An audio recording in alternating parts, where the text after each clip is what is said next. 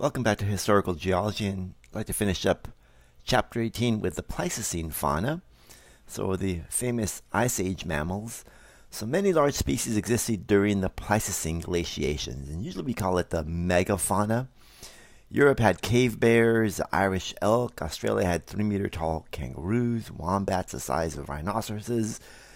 Cold climates, animals that are larger retain heat better. Here's the image of the Irish elk, Megaloceros. We also find that as the permafrost begins to melt in Siberia and Alaska, we see fleshy tissue of mammoths coming out of these permafrost or glaciers, right? So we're seeing, here's a fossil of a mammoth. You see the jaw here and the legs and the body of the mammoth. Giant mammals, the megafauna. So here is Megatherium. Megatherium was a 6-meter long, 18 feet long ground sloth that lived in North America and California. We find these fossils, South America as well. Glyptodons. Glyptodons were these armored armadillos with tail spikes. They're common in the Pleistocene megafauna. The famous Brea Tar Pits in Los Angeles. This scene captures a mammoth stuck in the tar here. In fact, most of the fossils found at the Brea Tar Pits are actually carnivores, because what would happen is a mammoth or a camel or maybe a bison would get caught in the tar pits, and several carnivores would come in and try to eat the trapped mammal.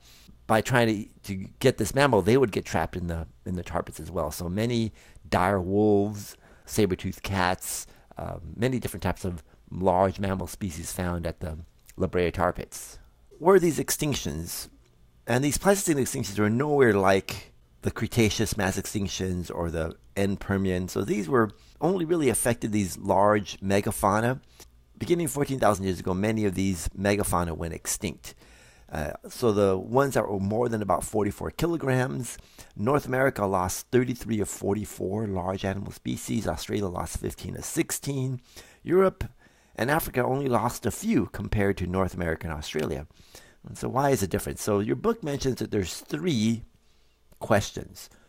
Well, what caused these extinctions? So scientists argue whether it was climate change or maybe prehistoric overkill. Why did these extinctions eliminate only large mammals? Why were extinctions more severe in Australia and the Americas? So when we look at the climate change hypothesis, well, glaciers retreated, which means sea levels rose. And one of the key things that happens with sea level rising and inundating the continental shelves. So during the Pleistocene, the continental shelves were exposed, and those were grasslands. Especially in California, there are very few areas where we have grasslands.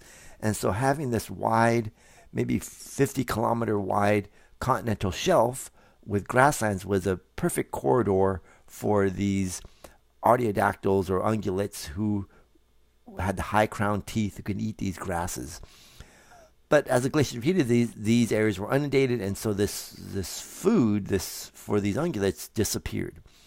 Also, we see that for the browsers, the forests were replaced by grasslands in North America and Europe. Southwestern U.S. became more semi-arid. And, what are the problems with the climate hypothesis? Why didn't the species migrate? They should have. For example, reindeer and Arctic fox migrated from southern France to the Arctic, and they survived. Why didn't the large mammals migrate as well? Remember, the Pleistocene, there were 14, 15 advances of glaciers. So there were glacials, interglacials, glacials. So there were several advances and retreats of glaciers. Why did the Wisconsin glaciation be the only one where we had these mass extinctions of this megafauna? So the other hypothesis is overkill or prehistoric kill hypothesis.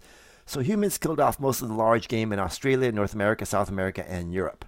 Remember that Europe, only 7 of the large species went extinct, and Africa, only about 2 of the large species went extinct. And it may be there because the animals were already coexisting or had lived with early humans for a significant period of time.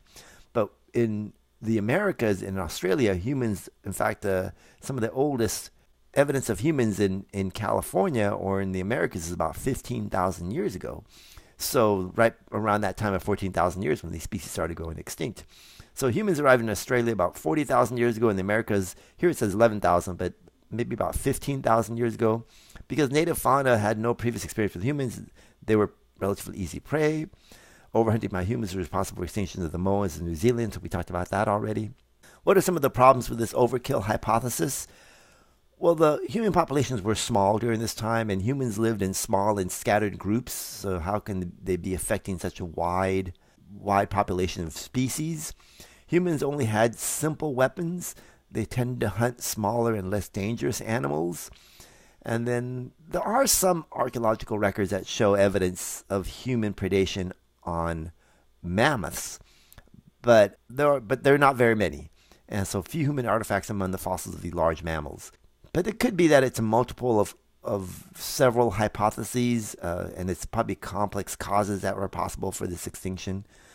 And maybe animals under climate stress, especially the young or the weaker animals, were more vulnerable to hunting by humans. Other things that this chapter mentions is this intercontinental migrations. So the positions of continents determine the similarity of fauna.